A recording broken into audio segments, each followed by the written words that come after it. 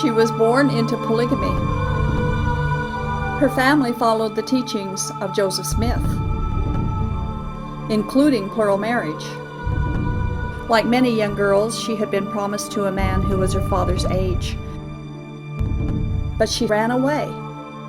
She chose hell over a life of polygamy.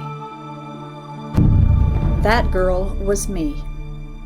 I was lost, alone, desolate. Then Jesus Christ found me and rescued me. In His love, I found real freedom. He is a shield to all who will take refuge in Him. This is why I can look back and ask, polygamy? What love is this?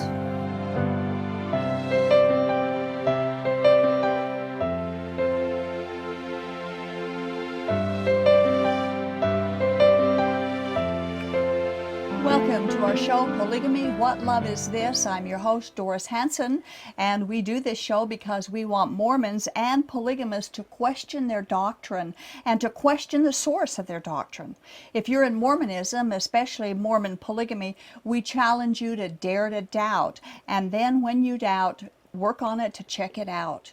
And also, if you or anyone you know needs help getting out of a polygamous situation, you can give us a call. We can help, and we do help those who want to escape polygamy. We do provide a safe place for you to go, and everything that we do is done in strict confidentiality. If you have any questions about this, or if you would like to find out what we can do to help you get out, you can call our toll-free number, which is 877-425-9993. And for those who would like to make any comments about our show or have any questions about it, you can email us, email@whatloveisthis.tv, or you can call us if you have questions about the show at 385-240-2888. Now, the 800 number is for those who want to leave polygamy or have questions about leaving that we can answer for you, and the 385 number is for those who would like to make comments or questions about our show.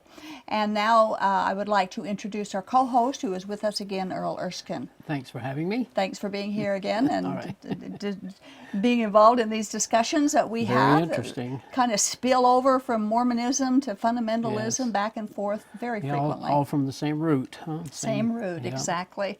Now, I'd like to say that we pre-tape our shows, and the date that we're taping this show is September 17th, just 2 days after the flash floods in Hilldale, Utah, that killed so many people in that polygamous town. We want our polygamous viewers to know that we have prayed and are praying for you and for the families of the victims, and we pray for God's grace and for His comfort to be poured out abundantly on the families of the victims and on the town and on all the people, that somehow He would bring good out of this tragedy.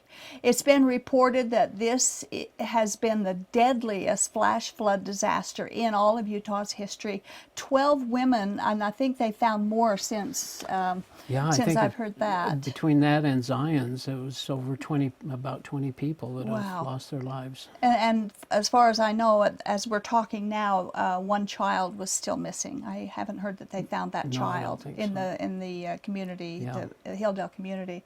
Now, I don't want to minimize this tragedy in any way, but I can't help but wonder if the residents of Hilldale, Utah, this polygamous community, had access to radio or television and weather forecasts, that they may have been warned in advance, and maybe about this flash flood warning, because they do have warnings in the weather forecasts, and that maybe this disaster may not have happened, or maybe at least it wouldn't have been so tragic. Do they not have, they do TV or internet at all? The Warren Jeffs adherents, the ones who are loyal to Warren Jeffs, are not allowed. Hilldale, huh? Hilldale in Colorado City, and they're not allowed to have outside radio, television, internet, oh my goodness, or any of that information. So whether or not they had access to any weather reports, they absolutely prohibit the outside communication. Wow. Of course, there's always consequences when information is controlled, and we do hope that this catastrophe will show the leaders that it's important for you to consider stopping withholding this information from its members. It ultimately hurts.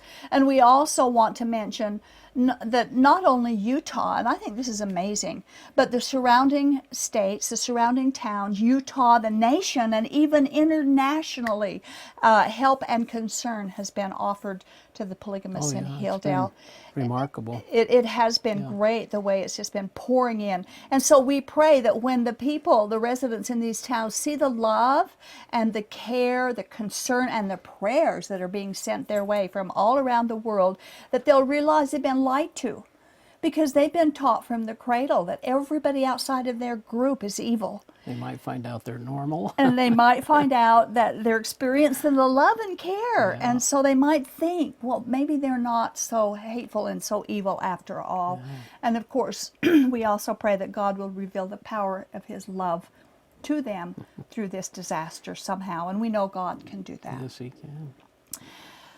Well, our show tonight is going to be talking about some more current events in Mormon polygamy, and we're going to start with an incident that happened in Provo, Utah recently.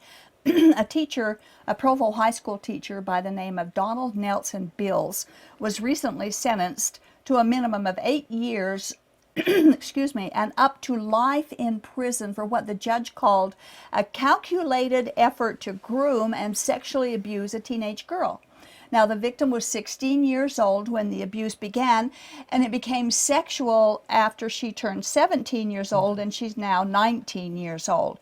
She said that this teacher used his local leadership role in the LDS church to justify his abuse and to dismiss her fears, and he made threats of humiliation to keep her quiet.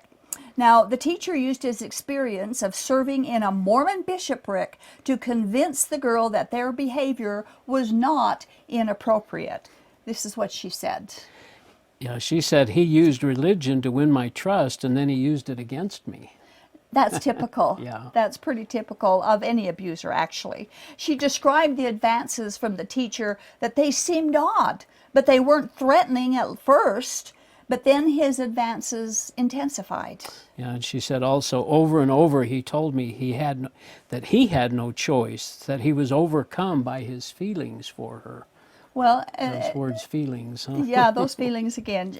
She said he had no choice, but he took away her choice. So she didn't have a choice, but he did. And she said further, he told me over and over again it was my fault.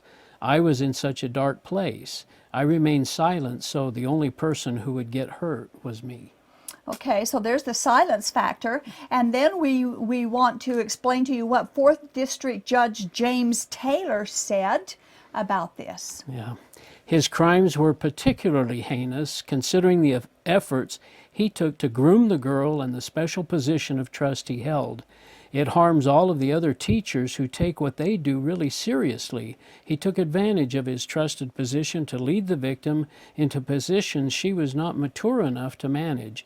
It was a calculated effort to groom and sexually abuse a teenage girl. So the judge says it was a calculated effort. Now, in July, this man pleaded guilty to 5 felony charges, and 10 others were dismissed. 10 additional counts, so that's a total of 15. And so he was sentenced, like I said, to 8 years in prison minimum. Now, since these allegations were made public, guess who's been harassed? She has been. Now, she's been victimized all over again because of this man. She's been harassed, her car has been vandalized and egged because she got someone important from the bishopric in trouble. Most of this information that we got, by the way, was from an article in the Salt Lake Tribune and also KSL News. Now, we've done several shows recently on sexual abuse in Mormonism, both LDS and fundamentalist Mormons. This is just another incident, a very recent incident where the female is victimized by the male using his Mormon male authority over her to get his way. Now, when I first heard this story, a certain parallel came to mind, and it wasn't just me, because as I looked into different comments about this incident, many other people who know Mormon polygamy history also saw the same parallels, so we're going to share them with you. Now, the remarks of the judge in this teacher's case can be appropriately applied to Joseph Smith. Listen to what the judge said again. Yeah, let me repeat. He took advantage of his trusted position to lead the victim into positions she was not mature enough to manage. It was a calculated effort to groom and sexually abuse a teenage girl. Okay, now we're going to apply this to the leader of Mormonism. This girl was 16 years old when the teacher took advantage of her. Joseph Smith also took advantage of 16-year-old girls. In fact, he took advantage of several teenaged girls. Let's look at all the teenage girls that Joseph Smith took advantage of and their ages. Now we start with a little list here. Fanny Alger, 16 years old. Sarah Ann Whitney at 17 years old. Flora Ann Woodworth, 16. Lucy Walker, 17. Sarah Lawrence, 17. Her sister, Mariah Lawrence, 19. Helen Mar Kimball, 14. I think this is the one that's almost 15.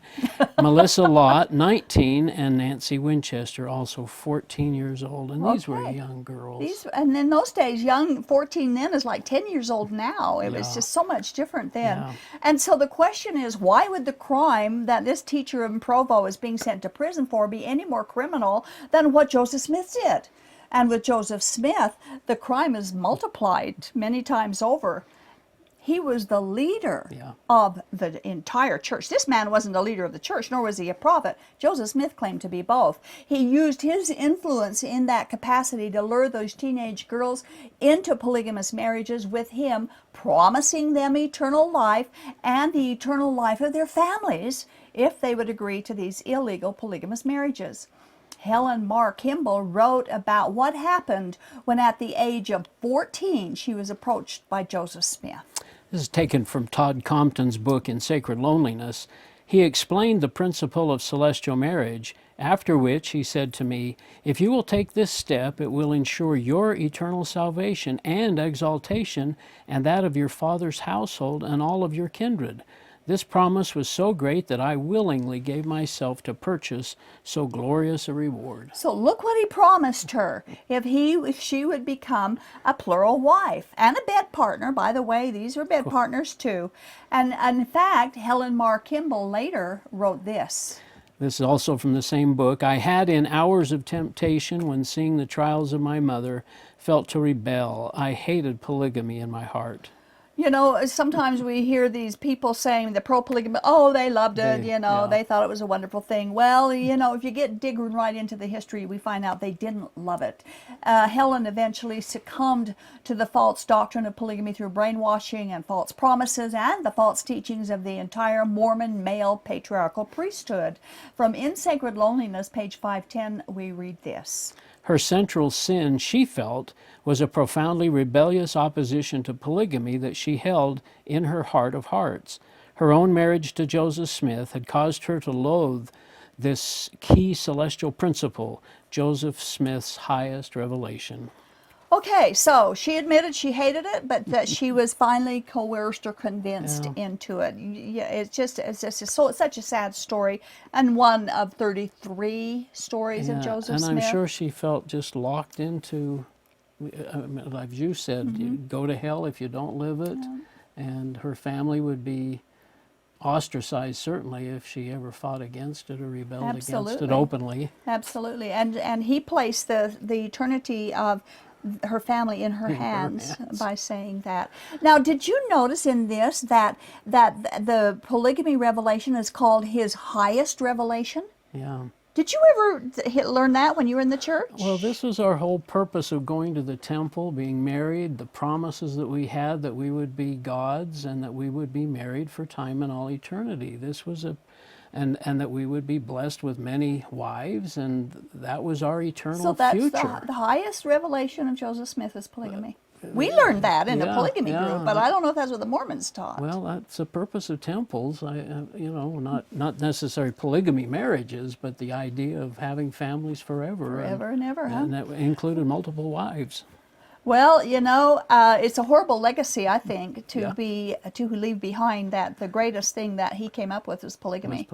Yeah, and again, it tells us the fruits of false prophets. Orson Whitney, who was the son of Helen Mar Kimball, wrote about Joseph Smith's coercion to get Heber C. Kimball, Helen's father, into a polygamous frame of mind. This is what he said.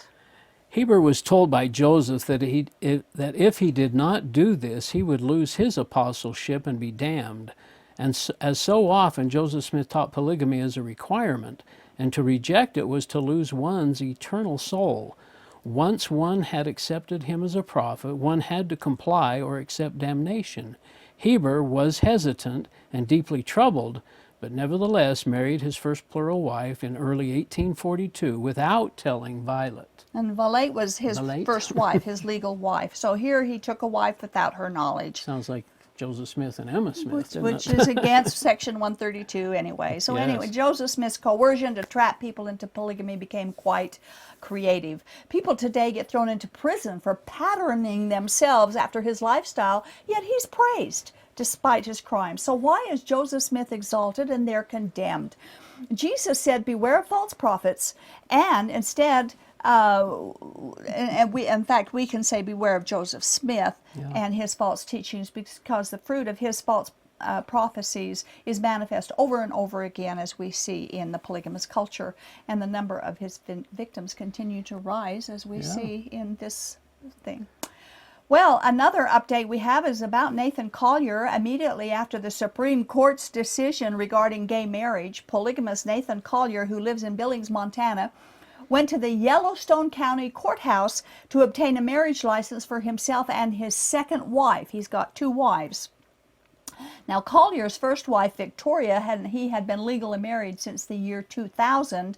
And, of course, marrying his second wife legally or with a license would make him a bigamist. But Collier said that they wanted to make their relationships legitimate. He said that they break the law every day just to exist as a family, and they're tired of it. But when they got married, polygamy was against the law, and they knew it. They could choose to obey the law or suffer the consequences. We live in some weird times where the lawbreaker believes that he has the right to sue the government to legalize his crimes. The Collier family argues that the Supreme Court's decision to legalize gay marriage should give their polygamous relationship legal status and recognition as well. His reasoning is in reference to Chief Justice John Roberts, who argued about giving same-sex couples the right to marry when he said this. It would apply with equal force to the claim of a fundamental right to plural marriage. Okay, that's what he said. Part of his opinion, That was I guess, part of his opinion on the gay marriage issue. In the year 2000, Collier legally married Victoria, and then he married Christine in a religious ceremony. Later, Christine broke up their religious marriage and then legally married someone else, but they got divorced in 2006, and then in 2007, Collier and Christine married again in another religious ceremony, not a legal one. Now, they want their marriage to be legitimate. Collier said this. We feel entitled for a legal legitimacy, and to deny this is a violation of our civil rights. We feel the marriage equality law applies to us. So Collier says all he wants to do is to be legally recognized and not live in fear anymore. They've redefined the definition of a marriage, not being necessarily between one man and one woman. That's what they've done. Yep. And so he's riding on the back of that. Now, Collier says all he wants to do is be legally recognized and not live in fear of anyone. But you know what? That's not a true statement, because polygamy has not been persecuted in a court of law for decades. Now, other crimes that polygamists have committed in polygamy has been, but polygamy itself has not been. So Collier cannot claim fear of the law for his reasoning to get a marriage license for fear of being prosecuted for living polygamy. Collier said this. Ours is a happy, functional, loving family. I'm not trying to redefine marriage. I'm not forcing anyone to believe in polygamy. We're only defining marriage for us. We just want legitimacy. My second wife, Christine, deserves legitimacy. Now, Collier claims he's a former Mormon who was excommunicated for practicing polygamy, and now he has no religious affiliation. So, Collier breaks his own church religious laws by living polygamy, as well as the laws of his state, the laws of his country, and expects legitimacy. He knew before he made these choices that he was choosing an illegal lifestyle, and now he wants legitimacy. Well, he needs to start obeying the laws of the land that he lives in. This is what part of what Collier's lawsuit says. State laws that forbid a man from marrying more than one woman denies them their constitutionally guaranteed rights to equal protection, due process, free speech, freedom of religion, and freedom of association.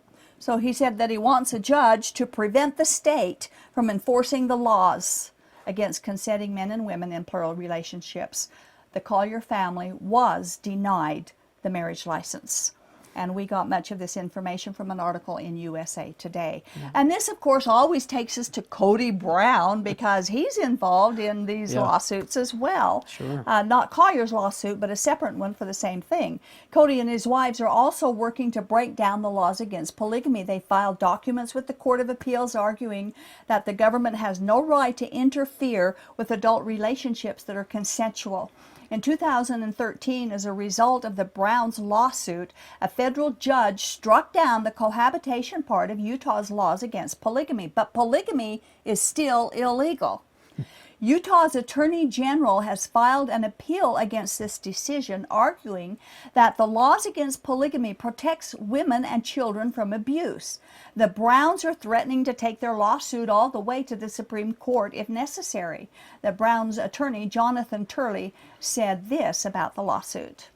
From the very outset of the case, the Brown family maintained that it was not challenging the right of any state to criminalize bigamy or the possession of multiple state marriage licenses by individuals. The Browns also consistently asserted that they were not arguing for the state recognition of plural marriage. So just what they want to do is decriminalize polygamy. I guess so. Take the teeth out of it so they can just do whatever they want under the radar. Consensual adults. One of the most discouraging aspects of the Browns, however, about their court challenge is that they are disputing the state's assertion that plural marriage harms the members of polygamous societies, and that breaks my heart. How can they dispute that the harms of polygamy? Haven't they read the news? They're in polygamy. They have family in polygamy in these groups. They've seen the abuses that have taken place and heard of it, seen the testimonies. I don't understand how they can dispute that.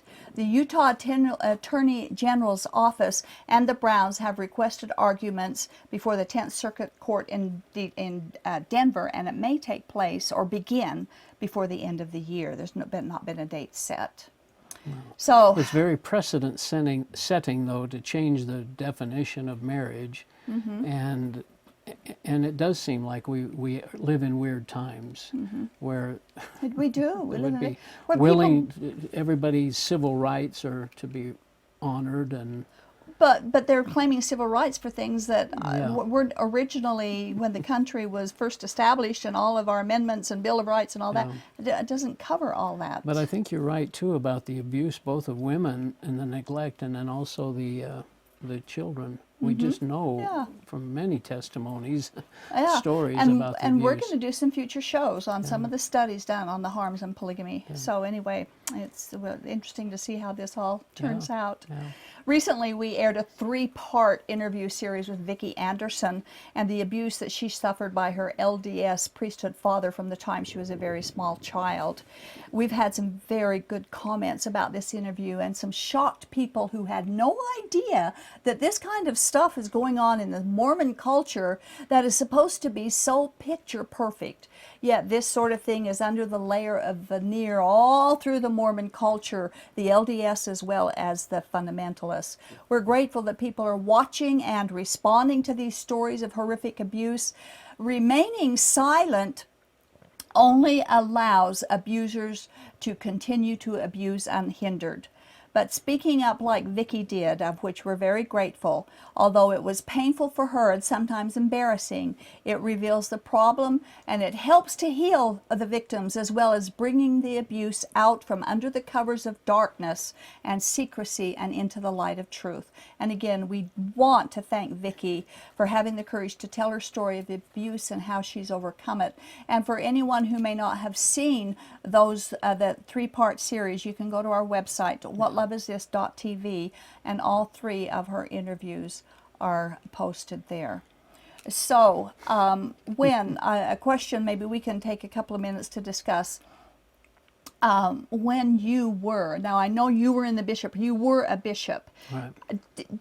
Did you come across, did things like this come across your desk when you were working with people, the abuse, like, and the hush hush? Yeah, a couple of things, and it was hush hush, and both were reluctant to make it public or to talk about. I mean, obviously make it public, but to discuss it, it was very awkward.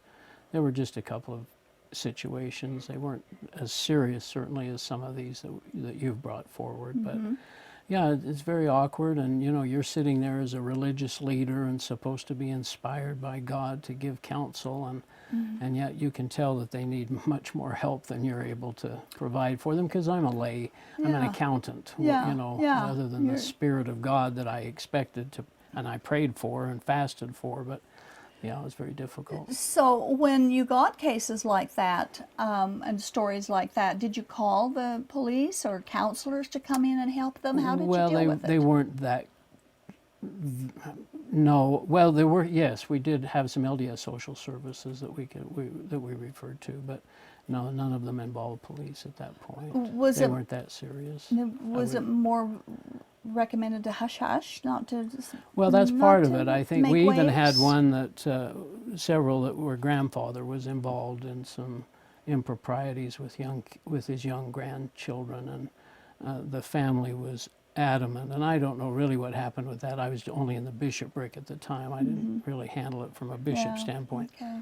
But yeah, it's very much to be kept on the quiet. And it's so hard on the child or the person who's been abused when they can't talk about it and they can't deal with it. They're in fear. And I know when it's brought up, then it's not even believed often. Often, yeah, and especially the girl, she's victimized over and over again. Well, like and the male our first story was this girl is victimized by telling the truth, and that's what happens. and so she suffers twice. They don't believe that's true. Yeah. Okay, well, thank you, Earl. This was interesting. interesting things. We want to point out, as we in closing our comments, that false religions and false doctrine is not contentious criticism when we bring them out, but instead it's telling the truth. And the truth is that polygamy is not God's way to heaven. God tells us to speak the truth in love, the point being that the truth is to be spoken, and we are supposed to use the Bible as our standard for truth according to Isaiah 8:20, and we are commanded to expose religious error. Those who use the Bible to expose religious error are acting Christ-like. They are following the examples of faithful prophets and apostles, and they are following the examples of Jesus Christ himself. Jesus Christ is the truth, and he never taught polygamy, but he confirmed that monogamy was God's original and only plan. Jesus Christ is the Savior. Polygamy is not. See you next time on Polygamy, What Love Is This?